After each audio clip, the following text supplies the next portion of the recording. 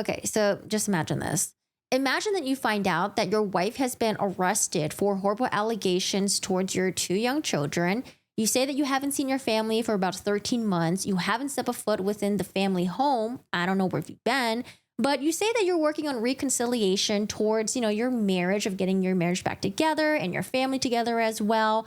But within the first day or two of finding out that two of your kids have been severely malnourished, they have deep laceration to the point where they had to be hospitalized, and your wife has been arrested, and her business partner, friend, whatever it is, has been arrested as well. This is the same person that was giving you some therapy sessions. But despite all of this, you're so wrapped up in having your eldest daughter charged with burglary. Yes, we're talking about Kevin Franke today, and Kevin Franke and the body cam footage. So we talked about this, and it's in a video that I haven't released yet, where I recap all the news. Kevin Franke wanted to have Sherry Franke charged with burglary amongst everything that's going on in their family, and imagine all the things that Sherry Franke has to deal with.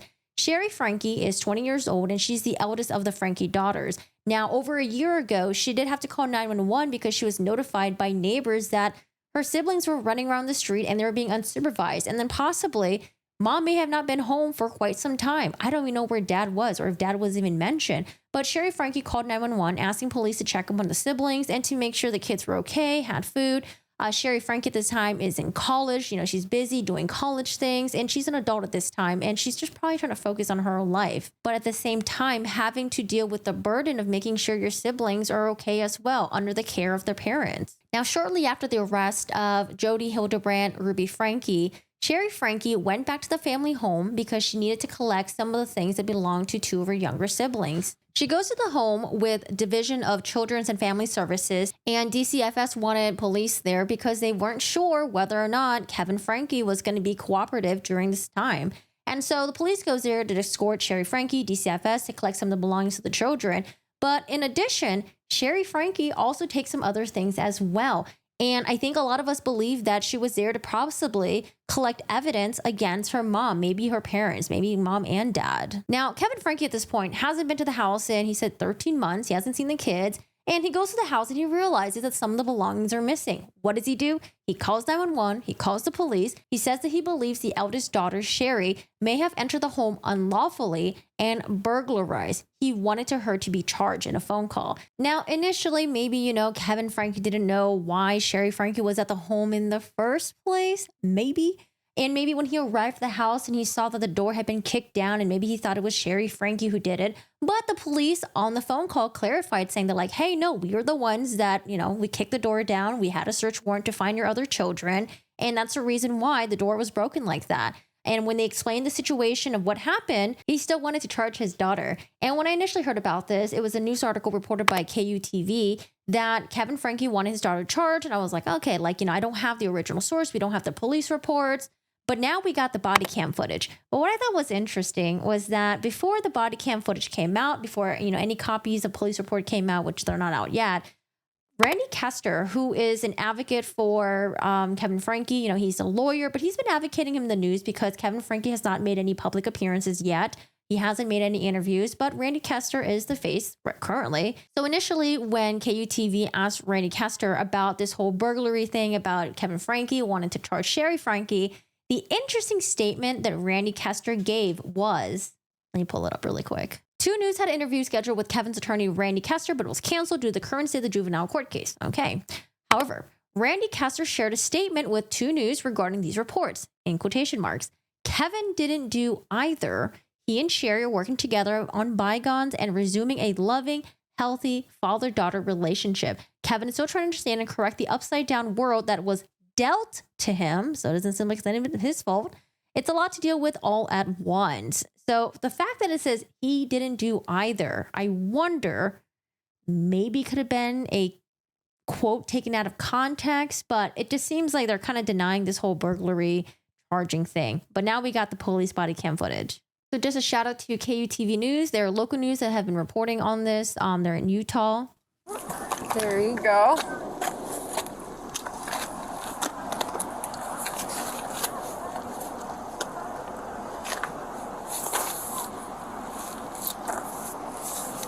So apparently apparently, you're looking at the date right here. It's September 1st. This is about 2 days after the arrest of Jodi Hildebrandt and Ruby Franke. 2 days. And again, a day or two after finding out that your children have been abused.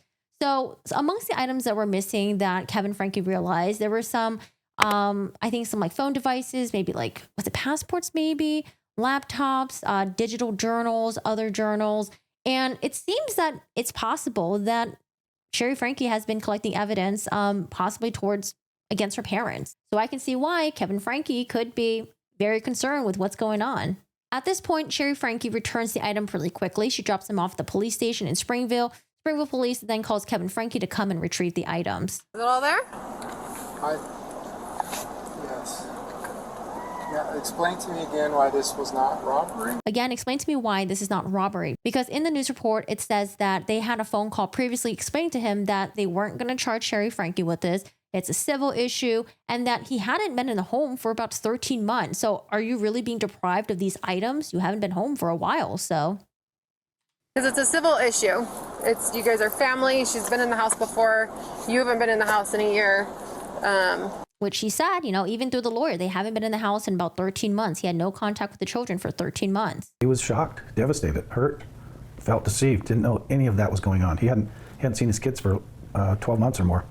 She had interest in the items. She didn't take them with the intention to deprive you of them. So theft, that's the theft code. We have to prove intent to deprive you of the items. And that wasn't her intent in having them. So the detective sergeant said that we're not going to charge her for anything. He looks disappointed. He looks skeptical. He looks disappointed and kind of like, Okay. I'll have to do some more research on that. You're welcome to do that. If you want to follow up with their detectives for yourself. Now, apparently during the phone call, he did say that he was going to threaten to sue the police department. That wasn't captured in this body cam footage. It seems like in the body cam footage, he seems more calm. But I mean, you can kind of see that like he's very disappointed with the police's decision. Probably wants to go through with formally charging Sherry Franke with burglary. But imagine wanting to charge your daughter with all of this. And she's dealing with finding out that her siblings have been abused. She has to, I don't know, like being the oldest of your siblings, that's a huge burden that's put upon you, like you want to do something for your siblings. You really can't because one, you're young, you don't really have money. They're still under the custody, the care of your parents. It's a lot going on, especially for a young person going to college. This happened during the early fall season. So she's probably just starting her school semester and it's just so much for her to deal with. Now, not only having to deal with your mom being arrested, your kids are in, not your kids, your siblings are in maybe foster care. And your family is just, everything is being revealed to the public. And now you have your dad wanting to charge you with burglary. Like, I don't know, this whole thing is just so messed up. And I really do feel for Sherry Franke. So we don't have we don't have the audio for the phone call where he initially threatened to sue the police. But that's the body cam footage there. And maybe, I don't know, maybe that'll be released sometimes in the future. Now, the reason why I want to talk about this is because Randy Kester, the lawyer for Kevin Franke, has been doing interviews, essentially trying to separate Kevin Franke from Ruby Franke and Jodi Hildebrandt. So initially, a day after the arrest, on August 31st, Randy Kester told Page 6 that his clients had urgent focus to simply keep his children together under his fatherly care. That's the only statement that we heard from him.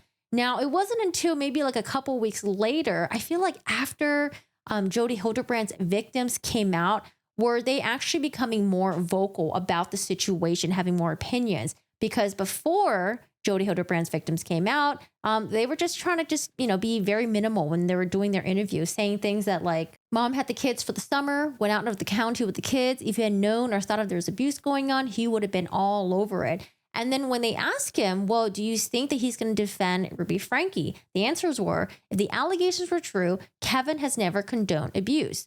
So these are the direct quotes right here. The allegations are true. My client has never supported, condoned, or even acted in a physical way towards the kids. He's a good dad. He's a very humble guy. He needs to get back to these kids, be able to get them out of the media and get their lives back to normal. That's his objective. Well, imagine being the siblings. And then what if the siblings found out that like, hey, like you're trying to charge our older sister Sherry with burglary? Like that's just more stressors. Like, I don't know, maybe he just wasn't thinking. And then additionally, when asked about, Jodi, when asked about Ruby Franke, he did not want to speak ill of anyone involved in the case. They said that the partners didn't want to be involved because they wanted to keep the kids out of social media and do what we can to do to keep these kids to get a good life. Respond to allegations that have been leveled just in an effort to try to keep the kids out of social media and sort of tamp this thing down to do what we can to get these kids back to a good life. They're still young. They've got their whole lives ahead of us. I'm with you. All due deference to the kids. The horse is out of the barn, all right? Your client let the mother put the kids' lives and all the discipline all over the place on YouTube. So that decision was just fine when they were monetizing it. Now, all of a sudden, they want standards and they want us to be careful about the kids. The careful question here goes to whether or not they were careful with the kids. But again, it wasn't until Jodi Hildebrandt's victims came out and spoke about the things that they had to deal with Jodi Hildebrandt that Kevin Franke and his lawyer are now more vocal in the news. Sorry, not Kevin Franke, but Kevin Franke through his lawyer has been more vocal in the news, saying things like, oh, we think that it's under the manipulation of Jodi Hildebrandt. We think that Ruby Franke was also manipulative as well, but she was doing it under the direction of Jodi Hildebrandt. Is Kevin believing that perhaps it was Jodi who was manipulating Ruby in this? Or because it also sounds like Kevin feels he was manipulated by Ruby. Is it just all the blame on Jodi? I think it was a team effort, but with Jodi being the spearhead and creating a situation that's just caused all of this destruction of his family. So I feel like that they realized that the victims of Jodi Hildebrandt, they were getting a lot of support. They were getting a lot of sympathy, a lot of love, pouring out towards them. That Kevin Franke, he's trying to align with those same victims, separate himself from the abusers, Jodi Hildebrandt and Ruby Franke, and align himself with Jessi Hildebrandt, which is the niece of Jodi Hildebrandt, and Adam Steed, who was also an alleged victim of Jodi Hildebrandt. So while it could be true that, maybe he did have some sort of realization after listening to these stories about other victims that maybe he's like, oh, okay, you know what? Actually, maybe I'm a victim as well. Or maybe he did know what was going on and he's just trying to hop on the bandwagon just so he can disalign himself from the other two and be with the victims. So, I'm still going to wait for more information to come out, but I'm just saying a lot of this stuff just looks pretty fucking bad.